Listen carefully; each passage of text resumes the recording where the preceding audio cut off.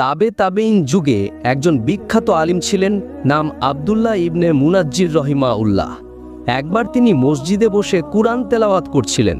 হঠাৎ এক দরিদ্র মানুষ মসজিদে প্রবেশ করে কান্নাকাটি করতে লাগলো। সে বলল, হে আল্লাহর বান্দা, আমি খুব ক্ষুধার্ত, আমার ঘরের ছোট বাচ্চারাও অনাহারে কাঁদছে।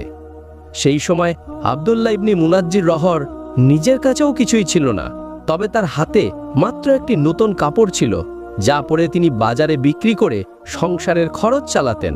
তিনি বিন্দুমাত্র দেরি না করে সেই কাপড়টি দরিদ্র লোকটির হাতে তুলে দিলেন। লোকটি কাপড়টি নিয়ে বাজারে গিয়ে বিক্রি করল এবং খাবার কিনে পরিবারের জন্য নিয়ে গেল। কিছুক্ষণ পর আব্দুল্লাহ রহ আবার কুরআন তেলাওয়াতে ফিরে গেলেন। তখন একজন অচেনা ব্যক্তি মসজিদে এসে তার হাতে একটি থলে তুলে দিলেন।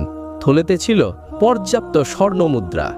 তিনি বললেন, এটি আমি আপনাকে দিচ্ছি, কারণ আল্লাহর পথে আপনি যা ব্যয় করেছেন আল্লাহ তা ফিরিয়ে দিয়েছেন।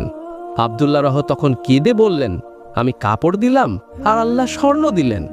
আল্লাহর দান সব সময় বান্দার দানের চেয়ে অনেক বড়। কয়েকটি উপদেশ: 1. আল্লাহর পথে খরচ করলে কখনো ক্ষতি হয় না, বরং আল্লাহ বহুগুণে ফিরিয়ে দেন। 2. অভাবেও দান করার চেষ্টা করো, আল্লাহর রহমত সীমাহীন। 3.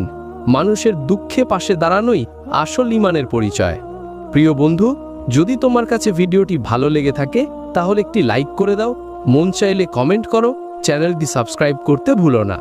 দেখা হবে নতুন কোনো ভিডিওতে। ততক্ষণ ভালো থাকো এবং সুস্থ থাকো। ধন্যবাদ।